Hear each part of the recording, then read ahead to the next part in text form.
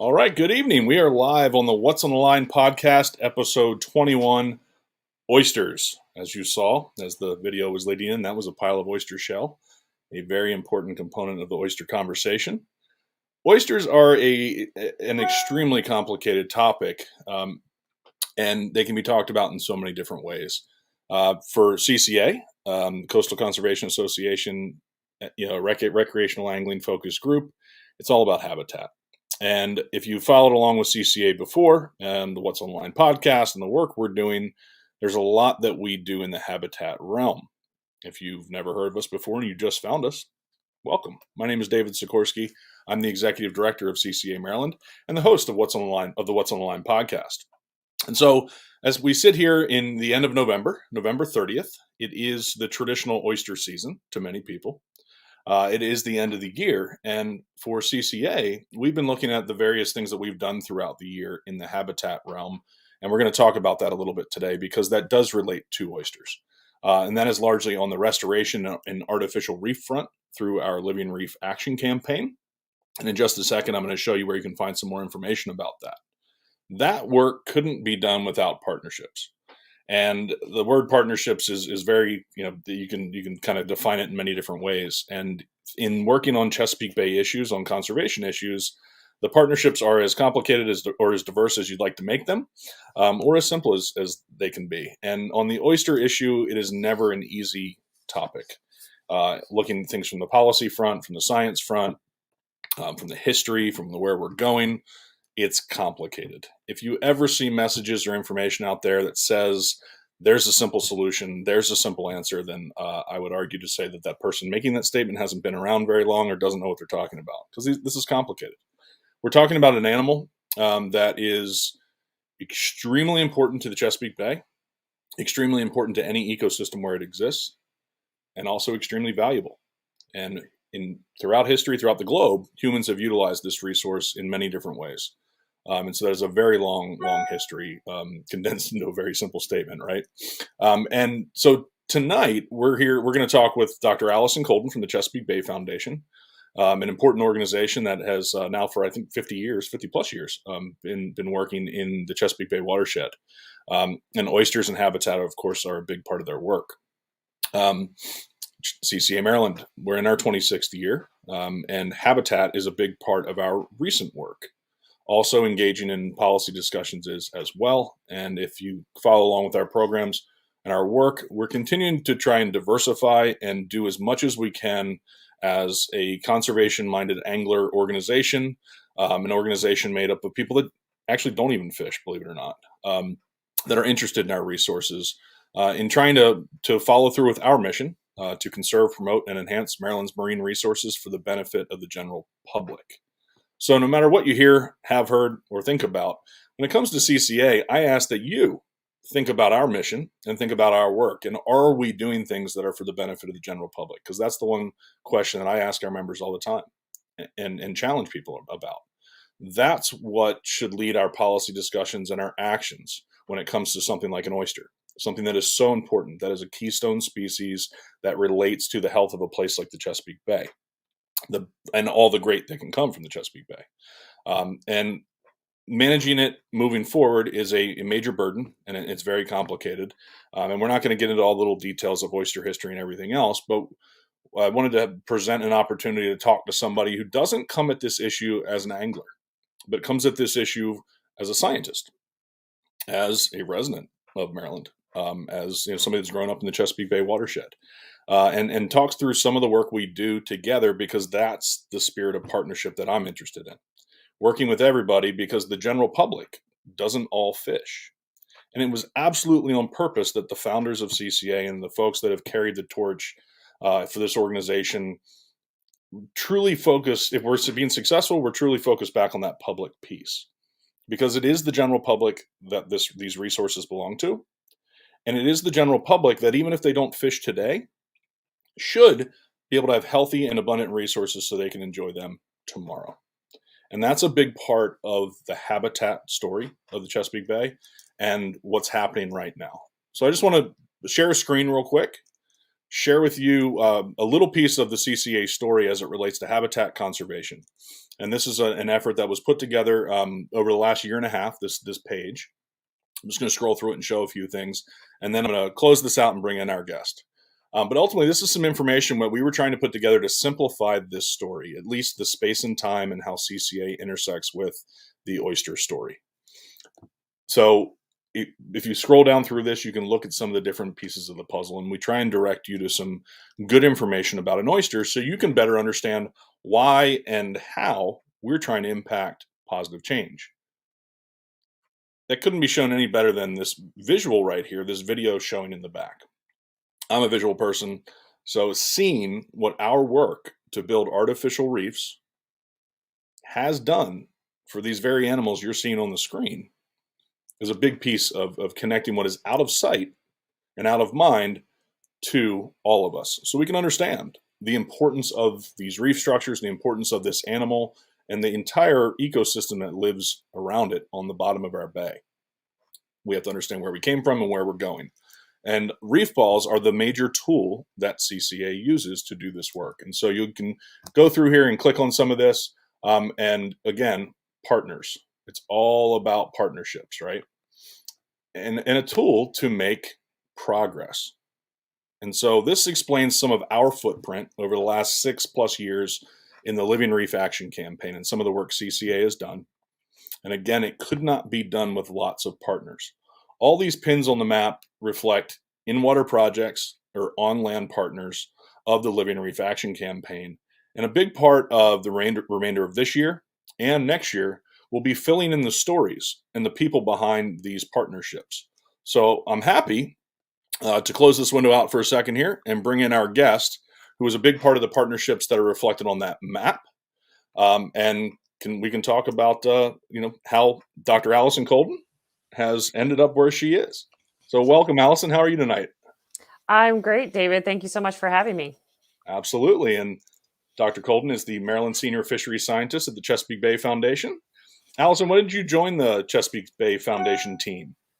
I joined the Chesapeake Bay Foundation in January of 2017 as the Maryland Fisheries Scientist. So I work in our Maryland office. CBF is actually spread across the watershed with offices in Virginia, Maryland, and Pennsylvania, so that we touch every piece of the watershed with our advocacy, policy, education, and restoration work. Very well-rounded approach to the work you all do. So 2017, how'd you end up there in 2017? And a doctor of marine sciences, a marine biologist, right? Yeah, exactly. So how far back do you want to go here, Dave? I don't know. So, as I said a little bit earlier, of course, a Bay watershed resident now, but also a born and raised Virginian, right? Yes, yes, a native of the Commonwealth to the south. That's true. I was born and raised in Virginia Beach, Virginia, right there on the best of both worlds, oceanfront on one side, Chesapeake Bay on the other. So, really getting to experience all that the bay and the ocean has to offer. Um, and I'd like to say, like a lot of marine biologists or other people you talk about, when you say, how did you get into their career, that I had this epiphany moment of, man, I really want to work with oysters. I really want to be a marine biologist. And, I don't really have that story. People ask me that all the time. But basically, I grew up with parents who didn't really like going to the beach. The ocean front was always crowded. Nobody ever wanted to go there. But I did spend a lot of time at my local aquarium.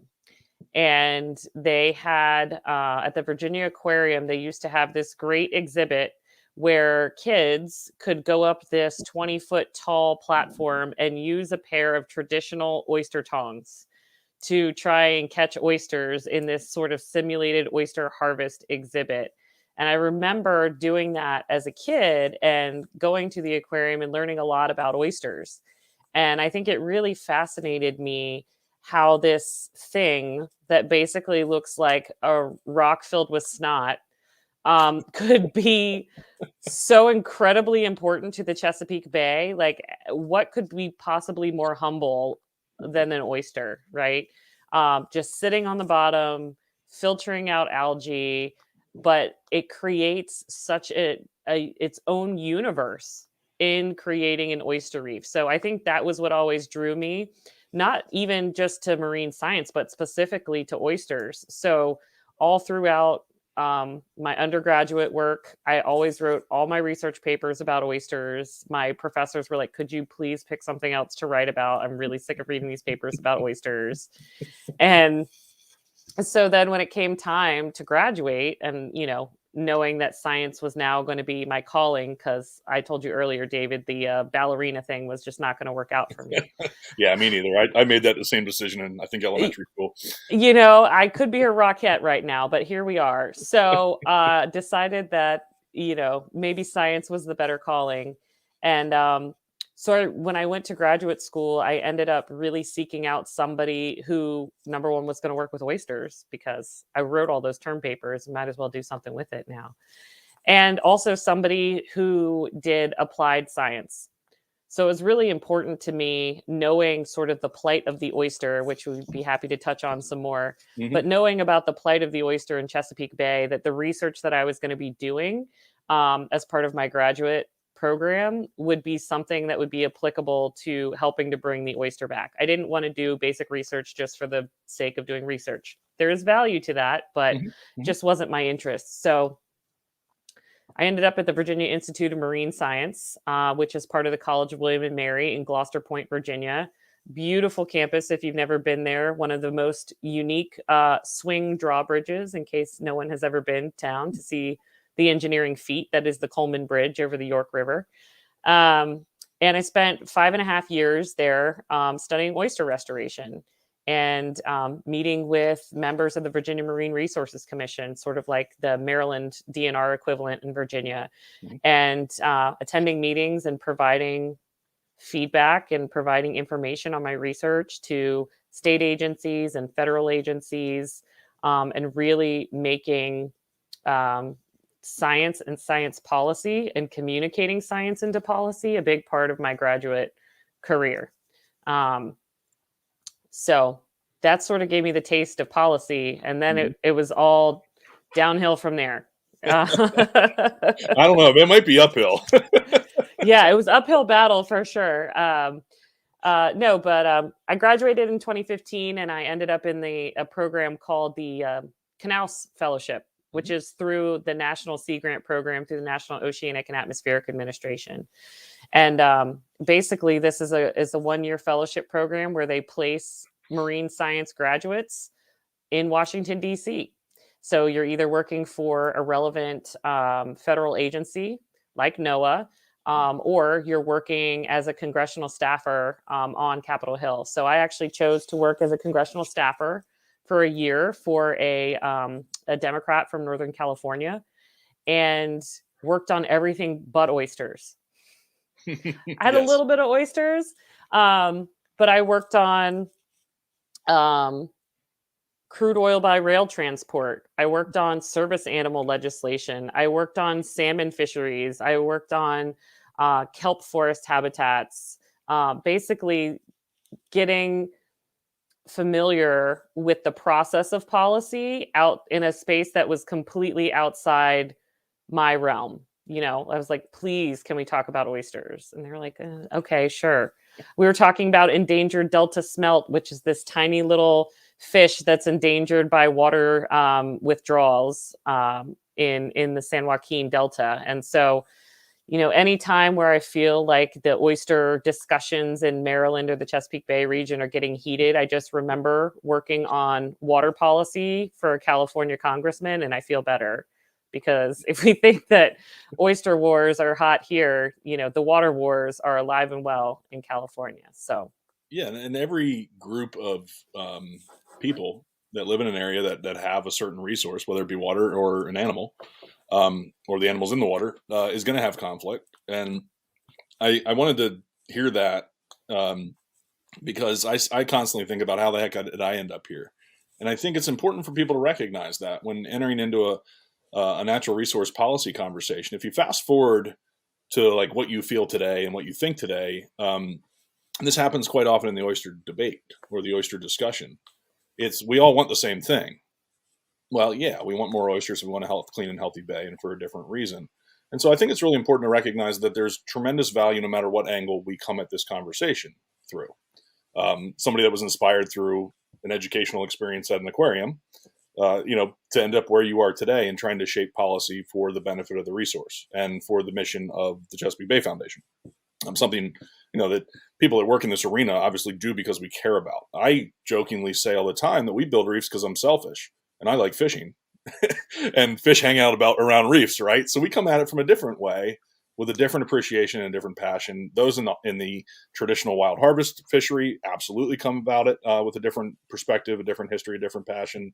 As things unfold in this dynamic world, in this dynamic system, which is the Chesapeake Bay, I think it's important that people always get back down to the kind of what brought you here piece of this puzzle in shaping policy, because again, it goes right back to what I said earlier about our mission and about these resources. They are public. And so where people throw around the term like special interest or those types of things in politics quite often, but those with the interest in oysters are truly all of us. And an important piece of the conversation is making sure that all voices have an opportunity to be heard in these conversations. So I just say that because I can't help but say that again. It's because it is an important piece of the puzzle. And I am one of those people that instead of writing term papers around oysters all the time, I immersed myself into them from, like I mentioned, this selfish habitat and oyster reefs equals more fish and a better experience as an angler, but also from the culinary side of things and the food side of things. And I say that because I think it gets lost in the conversation sometimes as if things are very binary and you either want to conserve the oyster or you want to harvest it and make money off of it. There's no middle ground. And the reality is we're all as different as you can imagine, right? And we all have these driving forces behind us that motivate us. And one of mine is to have oysters to shuck, oysters to grill, and oysters to grow. And so that's an important piece of the puzzle. And I think there's a lot of people that could listen to this to understand that you could have parents that don't take you to the beach, maybe not that interested in fishing, maybe not that interested in an oyster, and really set yourself on a path through your education and through your life to make really big changes that will matter for places like the Chesapeake Bay. And you're an example of that. I'm an example of that. We all come to this conversation in a different way. And I think we have to apply that opportunity just like you apply your sciences when presented that opportunity. So I'd like to shift to some of the work you've done on the scientific front, whether it be applied or not, because you're a doctor, right? So what did you do for your dissertation, and how did that relate to oysters? Yeah, so I studied oyster restoration for 5.5 years. And basically, I knew coming into it from all those term papers that oyster restoration in the Chesapeake Bay had been ongoing for several decades at that point and had failed to sort of significantly move the needle in terms of recovering oyster populations. And so you talked when we first started about this background photo of oyster shell and how it's such an important resource and component of oyster restoration in the bay. And the reason for that is because oyster shells and other oysters are the habitat for oysters. So we talk a lot about how oyster reefs are habitat for fish and other critters, but you can't forget that oyster reefs and oyster shell are also habitat for other oysters. And so my research in graduate school actually focused on specific configurations of constructing oyster reefs for restoration to minimize the amount of shell you had to use to maximize the number of oysters, their growth, and survival. So basically, understanding that shell is a limiting resource, how do we build the reefs with as little shell as possible to get the maximum amount of return in terms of numbers of oysters and how well they grow? So I looked at different heights off the bottom of restoration reefs. I looked at different configurations relative to tidal currents, and basically tried to harness the power of tides and wind-driven currents to maximize the amount of food and oxygen that are delivered to oyster reefs so that you can maximize that survival and growth. So if we look at this estuary, 200 some miles north to south, all the stats I can't recall off the top of my head, but a massive place with very diverse habitats and salinities and situations. the Chesapeake Bay is not a place where an oyster can grow absolutely everywhere. And you were largely focusing on, all right, where we know they can be successful, what more can we find out about the geometry of it all Mm-hmm. and the actual physical nature of the reefs, and then the three-dimensionality and the changes that happen with the tides and everything else. So the environment that these animals are living in can be best for their success. Success meaning growth, abundance, reproduction, the ecosystem services for that animal, right? Mm-hmm. And And so, I, well, I'm going to bring. So I have two little things set up. Just I want to make a point of. Folks are looking at this after the fact, or even now. There's a couple URLs I wanted to put across the bottom. They're going to scroll across the bottom of the screen because they're going to have a lot of different resources in a couple different places. Of course, first I already showed you this CCA page, and to the point of the importance of three dimensionality, Allison's predecessor, Bill Goldsboro, who was a longtime Maryland fisheries scientist at Chesapeake Bay Foundation, actually inspired the Living Reef Action Campaign by coming to a CCA chapter meeting and talking to us about just those points, talking to some leaders that got inspired and then knew that this graphic right here, a concrete structure, a reef ball, which then is introduced with, or you have oysters attached to it, which was done at a Chesapeake Bay Foundation facility, leads you to this place down here in the water. And so it's that simple logical chain, which we know works through research that you've done, and then practical restoration work that many have done and is ongoing. And I think it's important to connect that for everybody. These studies and practically applying science is extremely important, and both of us are actually very fortunate to be in a role to connect those dots. So another resource here is this page for the Chesapeake Bay Foundation. So I'm a visual person. I think these videos and such will help a lot of people. And then the last one is the Chesapeake Oyster Alliance, which we'll get talking about a little bit. So I just wanted to flag that for everybody, so you understand what these websites are and understand where some resources might exist for you as you follow along with this conversation. So a reef, you looked at three dimensionality, mm-hmm. water flow, salinity, all these different metrics you could capture, and that's about the oyster, right? And you said an oyster shell is habitat for an oyster. I just talked a little bit about some artificial habitats, a reef ball, concrete. Where do we go next? I mean, what is beyond that? What else does that oyster do? I call it the foundation of the Chesapeake. We have a poster I share with all the different critters that can exist around an oyster reef, because I think that's important to understand. If you watch that video I was sharing, you can watch them swim around, right? So let's talk about the ecosystem services some more, because we talked about your research and the actual structures that we need. Yep. Why do we need these? Yeah. So another comparison that we like to use, in addition to yours, Dave, is we call oyster reef sometimes the coral reefs of the Chesapeake. And that's because people are usually familiar, if they've been daydreaming about Caribbean cruises like I have recently when it started snowing this morning. People have seen images of these thriving coral reefs and just packed with these colorful fish and tons of critters in and around coral reefs. And it's easy to see a coral reef. I mean, the water in the places where corals exist is crystal clear. So a lot of people have had the opportunity through photography, videography, or if you're lucky enough to have seen it in person, to see the thriving ecosystem that exists on a coral reef. And oyster reefs serve the exact same purpose in the Chesapeake Bay. They are their own tiny universe of thriving ecosystem. An oyster reef can support more than 350 distinct species that live either on or around an oyster reef. And every single one of those species is an important part of the Chesapeake Bay ecosystem and Chesapeake Bay food web.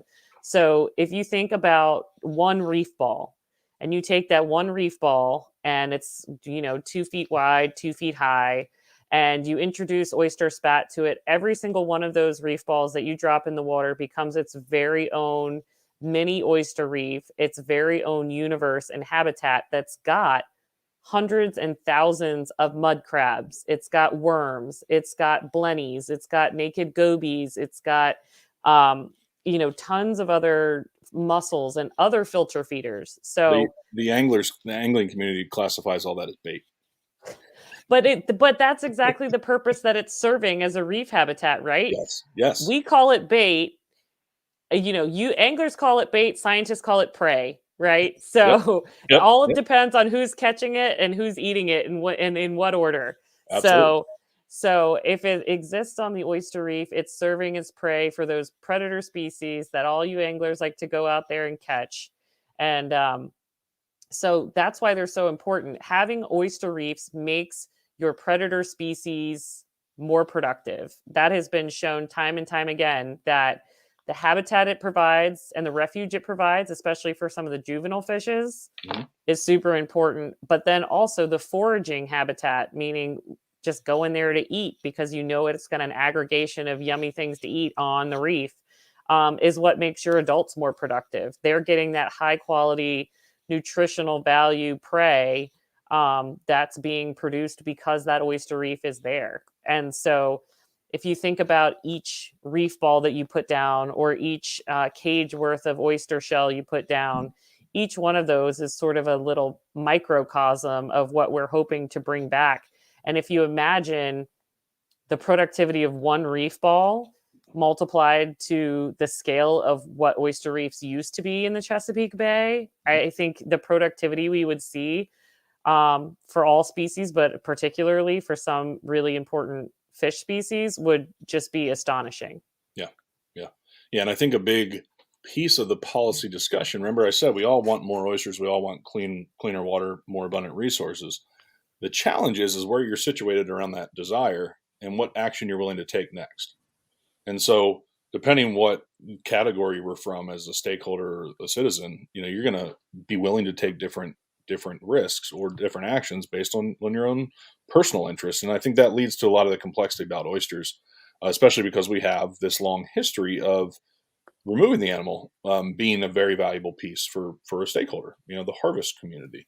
And that's important to highlight. It is. And it's not, you can put a subjective kind of view on all this stuff.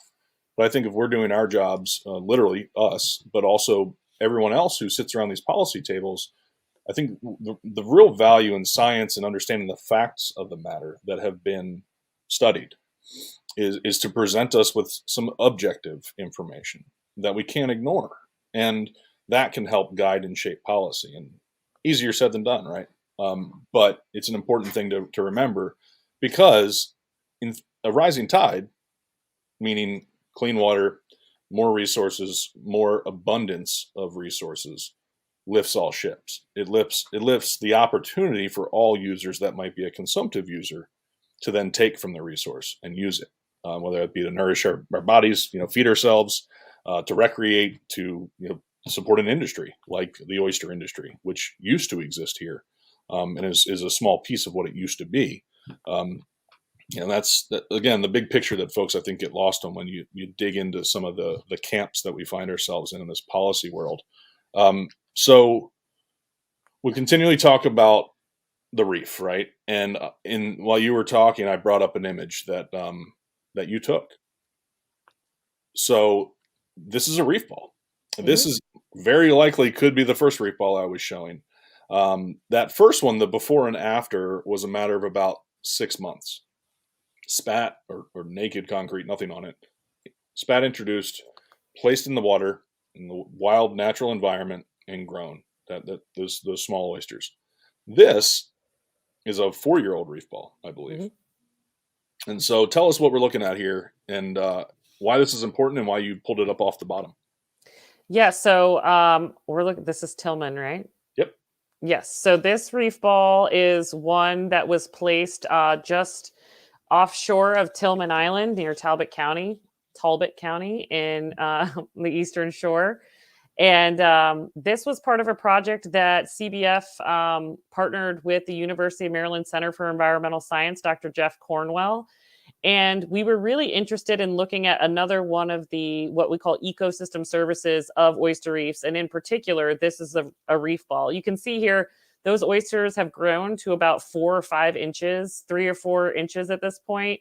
You can barely see any of the concrete remaining under the oyster shell. This is an example of why reef balls are so valuable, because they really kickstart that reef structure. In terms of building 2 feet of height of oyster reef off the bottom, if the oysters themselves had to do that, it would take, decades for an oyster reef to grow 2 feet off the bottom. So really one of the advantages we get from using reef balls as well is you get that initial boost in height off the bottom, which is super important, like I mentioned earlier, for the growth and survival of those oysters. And you can see these oysters are really happy oysters. But the other thing that oysters are doing when they're down there is they're filter feeders, and they filter the water, they remove algae, they repackage the sediment into what we call pseudofeces. And what that does is they eject that. They can't digest it, so they just eject it. And that packaging of sediment actually helps it to settle down to the bottom more quickly. So it clarifies the water so you can see through it easier. You can see from this video that when you get up close to the oyster reef, you can actually see a little bit better than further away. And the other thing that they're doing is they're feeding this cycle of nitrogen cycling in the Chesapeake Bay. So getting a little bit into chemistry, which may be difficult for a 7:30 podcast, but to get a little bit into some biogeochemistry here, oysters contribute to a process called denitrification. And basically, we all know at this point, the Chesapeake Bay is really struggling with nutrient pollution. And the nutrients specifically are nitrogen and phosphorus. And what these excess nutrients do is they fuel algae blooms. And because of the reduced amount of oysters and other filter feeders in the bay, as well as just the extreme amount of nutrients that are entering the Chesapeake Bay watershed, this is what causes those low oxygen dead zones and other water quality issues that we see. But through their filtration and biodeposition, which is what we call the process of them ejecting that sediment, oysters are contributing to denitrification, which is a process that takes the nitrogen that's in the water and fueling these algae blooms, and transforms it chemically into nitrogen gas. And nitrogen gas just escapes from the water into the atmosphere, where it can no longer fuel those algae blooms. And nitrogen gas already makes up about 75-80% of the atmospheric gases that we breathe naturally. So it's not making any changes to the atmosphere that is in any measurable way, but it is removing nitrogen from the water. So the more oysters we have, the more we can remove that harmful nitrogen, excess nitrogen from the Chesapeake Bay, and turn it into something that's completely harmless in the atmosphere. So to get back to your original question about the photo, we were pulling up one of these reef balls to actually incubate it in a hermetically sealed, airtight tank to measure the amount of denitrification, or the rate of denitrification, on a reef ball that's intact. It was the very first time that these rates had ever been measured on an artificial reef substrate. And basically, the preliminary results have shown that a single reef ball with that footprint is rivaling or exceeding the rates of nitrogen removal that we see on restored oyster reefs in large-scale oyster restoration projects like Harris Creek on the Eastern Shore. Mm-hmm. So these reef balls are doing as well, if not better, than some of the restored reefs that have been invested in large-scale restoration. So we were really pleased to see that. We also did some more studies similar to this at the Bill Burton Fishing Pier on the Choptank River, which had older reef balls. So we're looking at things like, how does the age of the oysters in the reef ball community affect how quickly they're removing nitrogen, and hope to get back out there soon and continue to look at a couple other things. We've got an even older reef at Cook's Point, the Clint Waters reef. And so trying to pull some reef balls from that to see, can we get a whole suite of ages of reef balls and reef ball communities, and see how that affects how quickly they can remove nitrogen from the water. Absolutely. I had to share this picture of the Patricia Campbell on deck, a day that is from a deployment at the Tillman Reef. So there's a great team of folks at CBF that are putting these reef balls in the water, some of which were built by students that CCA works with, many of which were built by CBF and their volunteers and teams. So again, partnerships. And the video which I showed was actually done by Ken Island Scuba. They're doing scuba training for folks, and they take trips to a lot of these different reefs as water clarity improves, generally in the colder period of the year. Because what you see here, in fact, there's their vessel. What you see in these videos in the green in the water column is that algae. That's what those animals are eating. And maybe in a Chesapeake Bay with less nutrients and more oysters, the water's more clear, less green, because there's less algae. Still enough for these filter feeding animals to eat and take care of that denitrification process like you talked about. And terms like enough or more are very subjective. We want objective approaches and causes, again, for action to be taken. And that's an important tenet of the Living Reef Action Campaign, of work that Chesapeake Bay Foundation does. It's not just go out and do an experiment necessarily and throw out some reef balls. I've heard artificial reef work is being described as, putting trash in the water, putting junk in the water, that kind of thing. That's not what this is. This is the Living Reef Action Campaign, reef balls, and this really well thought out and focused and scientifically driven restoration work is key. And I want to help, just so folks that may not know, you defined a restored oyster reef. And so you mentioned Harris Creek. Harris Creek is a place that has seen a lot of investment in time and money and oysters, and substrates for oysters. And the difference between restored and not restored in the terms you're talking about is the actual density of animals on the reef. And it's a goal which has been set by a scientific analysis and a large body of work that was done, completed in about 2009, that said if you have 50 oysters per square meter on a reef, that's the point at which you have a restored colony of these animals and all the other critters you see on that screen that are doing the ecosystem services that we want. That and better, right? So that's the goal. And from a restoration perspective, that is a number. It's a measurable number. So when I look back and I always see this, it makes me excited because that's more than 50 oysters per square meter. I've never done the math. You may have and probably have through some of your analysis, but more, right? And if we can, we're making a modular and mobile unit that ideally is placed there. This first generation of oysters grows with multiple generations of all the other animals that rely on them. And then you continue to have that grow in itself. So where you said it takes decades upon decades, if not more, centuries, for in existing conditions for oyster reefs to build themselves, this is something that we focus on and leverage our partnerships and our membership and our fundraising around, because we know it's going to work. And why? Selfishly, we want more fish. we want a healthier bay. So I wanted to kind of wrap that up, or tell that story. And I'm glad you mentioned the Bill Burton Fishing Pier and the Clint Waters Reef, the Tillman Reef. These are all in the Chop Tank Complex or in that general area, which is an important part of the oyster story. There's a lot of targeted oyster restoration in that region, and a lot of history and culture and industry in that region as well. So it becomes a very complicated place to work through policy and what do we do there. But it has three really good shining examples, at least on the reef side of things, artificial reef side of things. And that's at the Bill Burton Fishing Pier at the Route 50 Bridge. And then the Clint Waters Reef at Cook's Point at the mouth of the river on the Dorchester County side. And then the Tillman Reef out in the main stem of the bay, just west of Tillman Island. So anybody that's interested that is an angler can go out and do their own experiment, see how these restored oyster reefs directly relate to recreational angling, or even an enjoyable day on the water. We're trying to bring you the resources so you know what's under your boat, and you can understand that what's out of sight, out of mind. That Chesapeake Bay coral reef is underneath you. That's probably why you're catching your fish.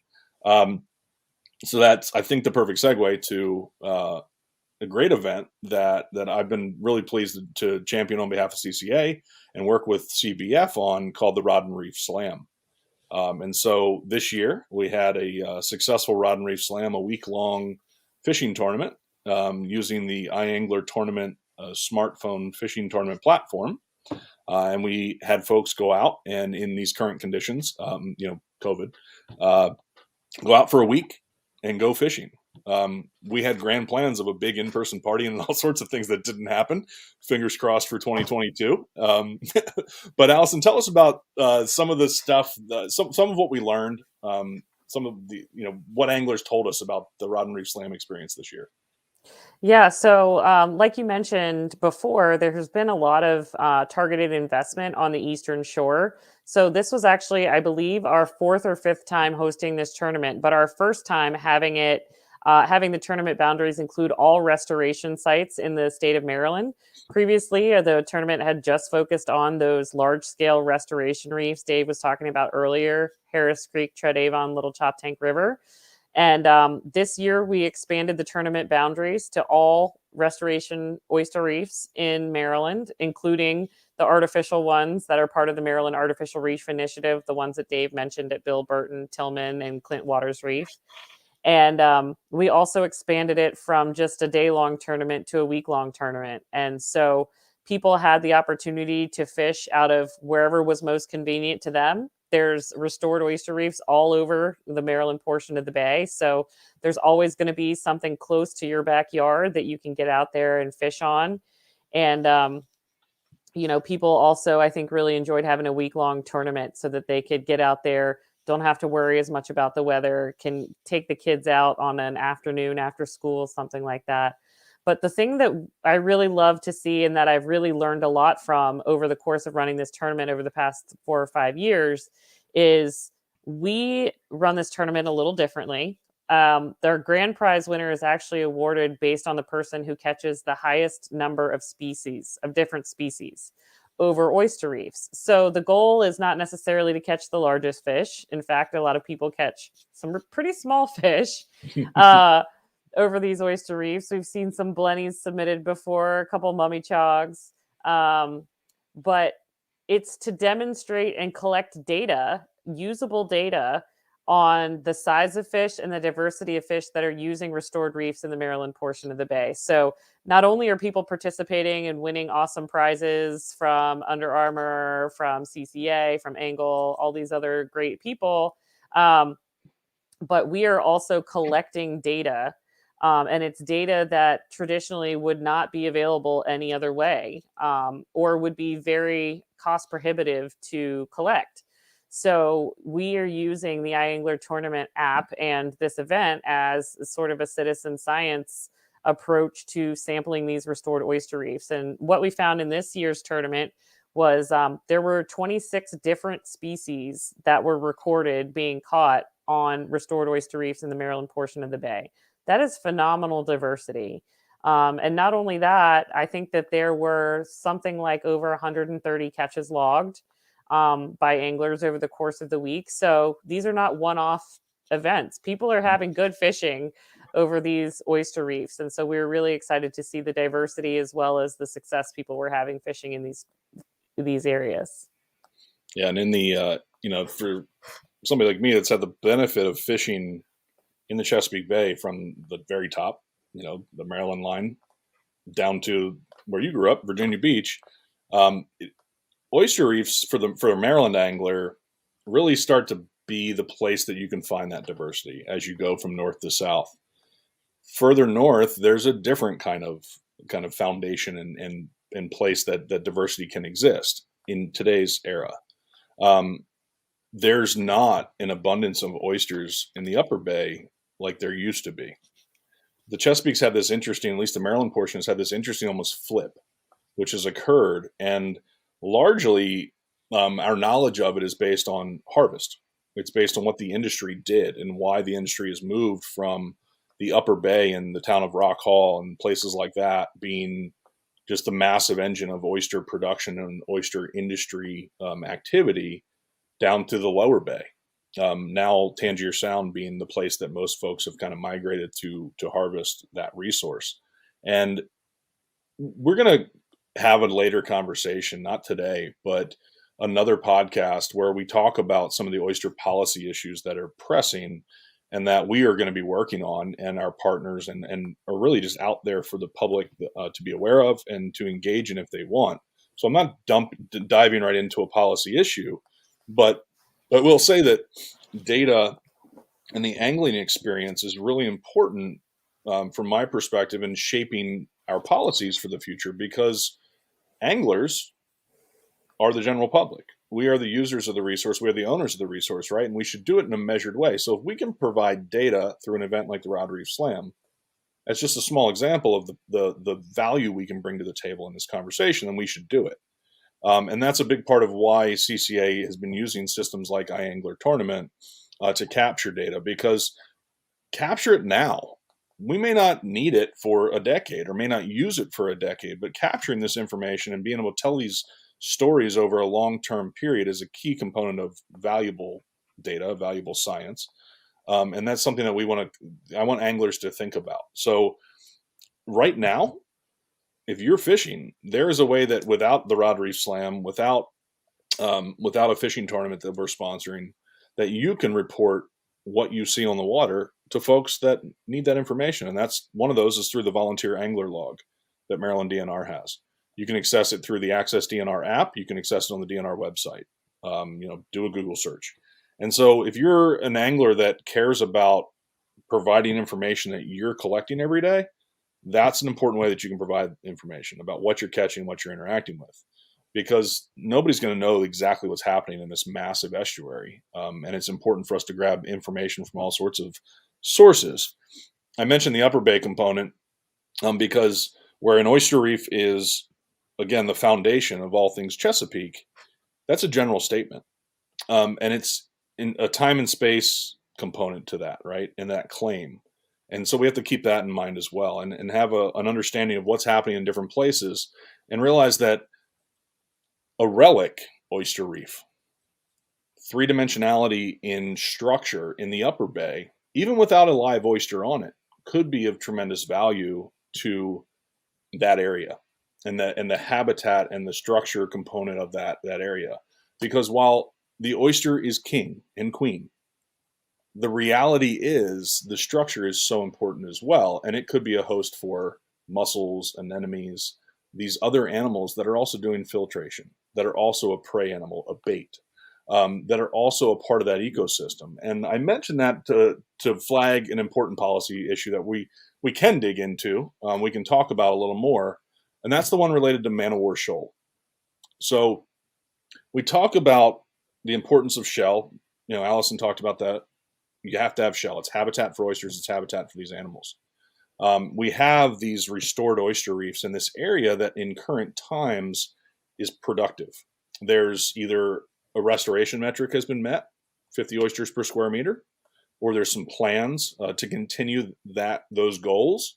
Through the 5 targeted tributaries that are being restored right now in the Maryland portion of the bay, and 5 tributaries in the Virginia portion of that bay. Well, to restore things, you need substrate, whether it be shell, an oyster shell, or another animal shell, or a reef ball, or something like that. You need substrate to build these reefs up, to do what oysters take decades and centuries to do. And in the past, Man-o-War Shoal, or I'm sorry, the Upper Bay was a place where this dredge right here operated to take relic oyster bars or layers of oyster shell that existed somewhere in the bottom of the bay. It could have been a hump, a bump, a lump, something you see on your fish finder that looks kind of like this, or it could have been along a flat area of the bay, like these broad, muddy flats. That's what this M means, right?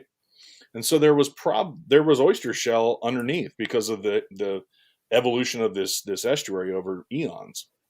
And what this dredge did from 1960 until 2006 in the Maryland portion of the bay was dig shell, place that shell on these barges, and then these barges were used in partnership with the oyster industry to sustain the oyster industry through what was called the repletion program, or the seed and shell program. And I bring this up to talk about it because it's important for people to be aware of, because it is being talked about. It has been talked about.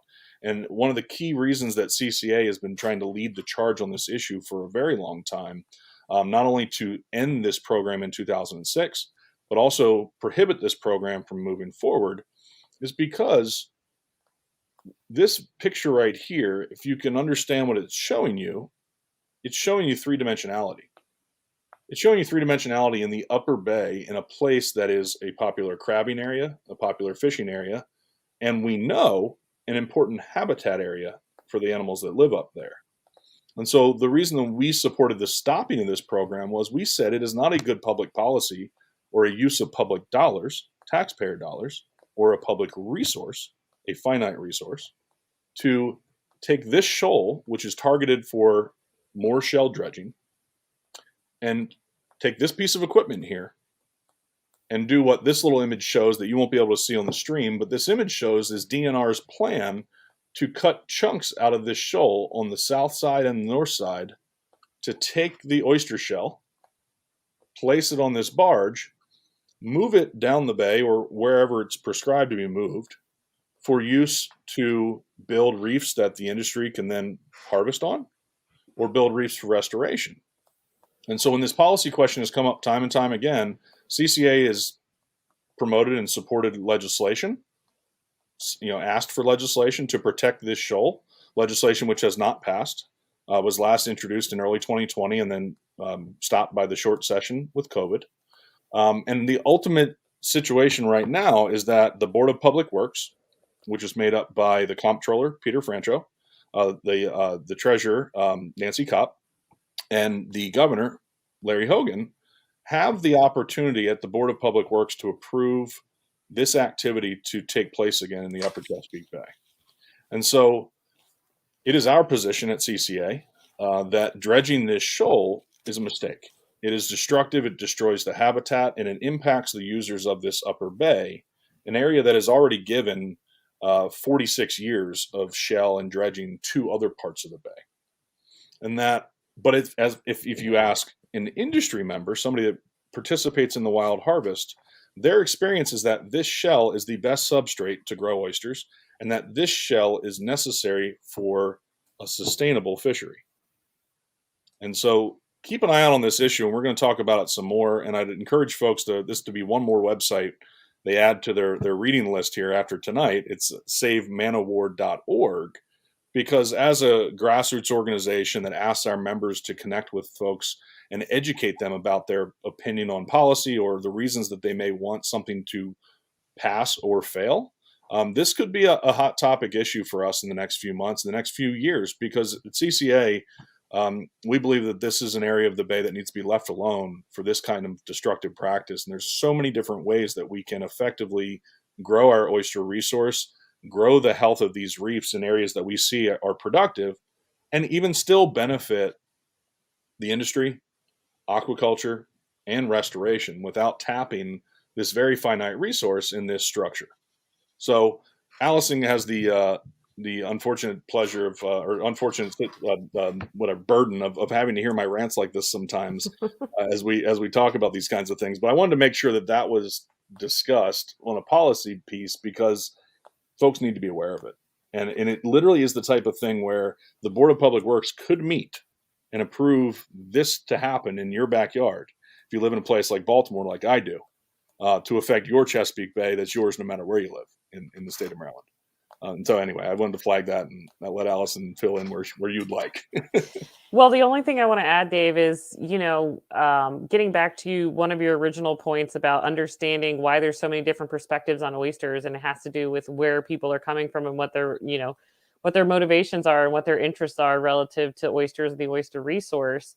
And I think for both of our organizations, one of the reasons why Man of War has been such a difficult topic is, in terms of relating to the oyster industry, is we are not just here for the oyster. If it were strictly about oysters, then maybe saying dredging Man of War and moving that shell down to get more oysters in the bay would be beneficial. But both of our organizations care about the ecosystem and other species. And it's true that regardless of whether there's living oysters on these habitats or not, they are serving as critical habitats for other species, for striped bass, for sturgeon, for other species that are using just even shell bottom habitat, anything that provides something different. If you think about the vast area of the Chesapeake Bay, there are certain portions of it that are vegetated with underwater grasses. That's a complex structural habitat. There are certain portions of it that have oyster reefs. That's a complex structural habitat that increases that productivity.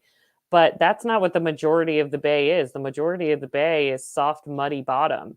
And so even having that vertical relief, regardless of what's currently living on it, provides what we nerds call structural heterogeneity. Basically, variety is the spice of life for I'm writing that down. I'm going to remember that one. I like that one. that variety in habitat is what you need to have a productive bay. And so even these hummocks, yes, they're just lumps and bumps now, but that's because they are the relics of what once was, right? Like, let's go back to the Ghost of Christmas Past, and you would see that once was a large, thriving, productive oyster reef, or else we wouldn't have had harvest records from the Upper Bay, from Chester River, from all of these areas where now it's been so long that people have lost some of that perspective. I think that these used to have productive oyster bars, and that's where all that shell comes from. It wasn't just dropped out of the sky. Those are our relic oyster reefs, and like you said, those are a finite resource. Yeah, and so are the financial resources that support this work. And I've seen a lot of critics of the restoration work done in Harris Creek, done in the Tread Avon, done in the Little Chop Tank. There's conflict brewing down in the lower eastern shore in the Minokan River, that sanctuary. Same thing in St. Mary's, the Maryland 5 targeted tributaries. And everybody's going to come at this from a different kind of way. And I think of things quite often as like an equation and what are all the different variables. And there's that ecosystem component that's important. There's the financial component. There's the future component, the human component of it, the users, and all these pieces of the puzzle. And it's not that one's more important than the other, but in a certain time and space, you ultimately have to make a decision. And for organizations like ours, especially CCA, we've decided that this is just a non-starter. To do this type of work to destroy habitat up here, given the track record that we have of the oyster resource in the Chesapeake, it's not like we're talking about a resource that has been completely out of our hands and we can't even control what happens to it. We're choosing to use it. We collectively, over history, over hundreds of years, have chosen to use it in the way that we are to get it at the status it is now. A lot of folks throw around a number like 1% of the historical levels. I see it criticized all the time. It doesn't matter if it's 1% or 10%. The reality is it's not what it could be to have a healthy and productive Chesapeake Bay that relates to that, what is it, heterogeneity you were talking about? And the value of that, right? Because is that valuable to you is the question. And then how valuable? And how does that relate to these other trade-offs? So definitively, Man-O-War Shoal is something, and the dredging of shell in the Upper Bay is something that definitively I can say has no place in the future of Maryland. It doesn't make sense financially, and we can do so much better in places to restore this animal for whatever benefit than what we would do if we did this Man-O-War Shoal action, spending, I think it's $25 million over a 5-year period or something like that. And so while it's easy for a lot of folks to say, oh gosh, that's a waste of money. And you can look anywhere in government and find anybody from any side of the aisle that goes, oh, that's a waste. Oh, that's wrong, right? It's like this common thing that just never goes away. The reality is that's very subjective. I've laid out my cards here. And plenty of folks talk about whether or not money was well spent in these other places, and time will tell. And so my point here is these things aren't binary. These aren't a good, bad type conversation necessarily. This is an ongoing thing that always has to be kind of revisited and considered for what our goals and objectives are. And while if our goals and objectives truly are more abundant oyster resources, we need to be smart. We need to follow science in developing the future for this bay. And the thing you have to consider is this is an irreplaceable resource. We know that this shoal in particular and others like it in the Upper Bay took millennia to build. It will only take 1 or 2 years of dredging to completely undo millennia of work that there don't even exist oysters of sufficient quantity up in the Upper Bay now to even start to rebuild that damage.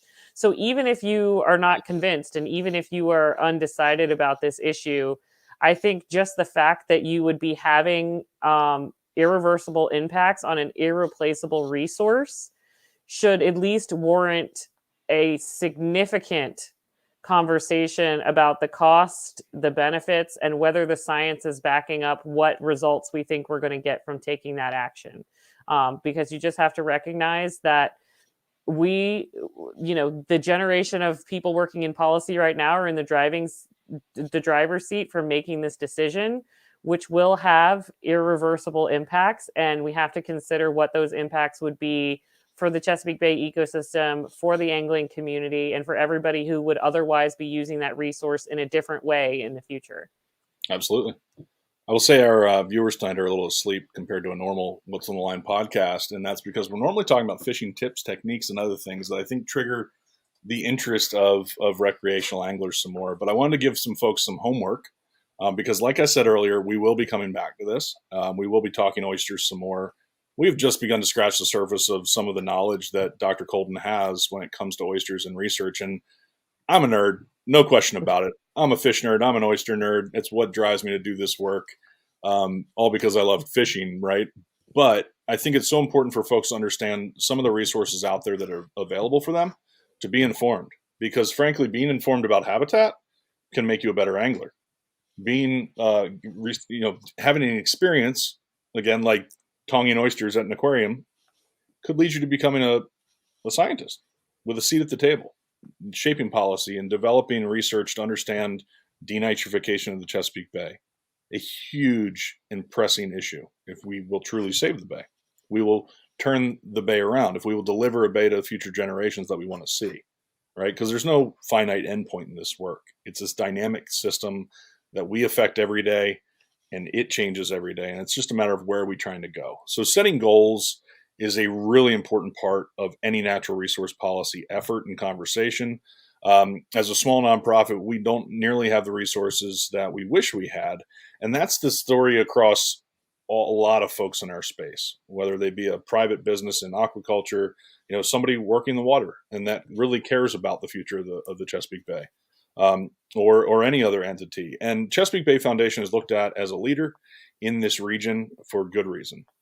50 plus years, right, of action throughout the watershed that's ignited arguments and debates and passionate, action, plus so many great people that have come together throughout our watershed to learn with each other, from each other.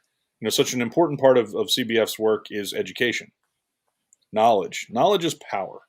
And I want to just highlight something I want folks to check out, something that CCA is really proud to be part of, which is the Chesapeake Oyster Alliance.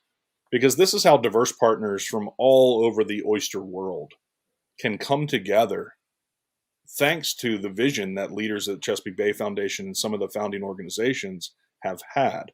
And I'm honored to be a part of this on behalf of CCA Maryland, and help lead these conversations from the angling perspective with the Chesapeake Oyster Alliance. And this is a great resource for lots of information about these animals presented in a really great way. And so just as a resource for anybody that's interested, I want you to check this out and learn more about why this animal is so important and why in industry, restoration, aquaculture is a three-legged stool or a three-pronged approach that is here. And it's a part of the conversation that we're all committed to in this policy arena. We want all three to be successful, period, the end. Now, what successful is depends on the actions and what we do. In the end, it all adds up to clean water. So check this out and truly understand why people like Allison and I are totally obsessed with oysters, whether it be from a science perspective, an angling perspective, or a culinary perspective. We're obsessed, right? Become obsessed too. This is an important animal, and it's an important part of that chain that supports those 300 and some animals that Allison talked about that, trust me, are probably important to you at home as well.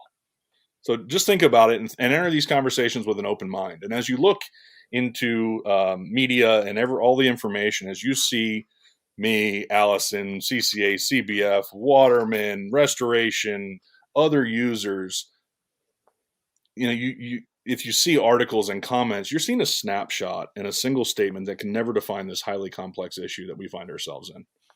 We're right here in this middle of this massive, complicated historical conversation, right?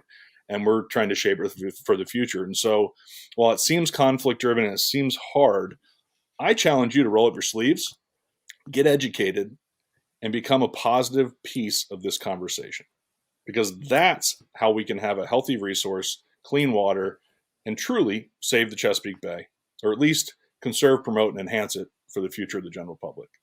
What our two organizations are trying to do. That's my last statement. Allison, thank you for joining us on a Tuesday night in November. The What's on the Line podcast, this is episode 21. Throughout 2021,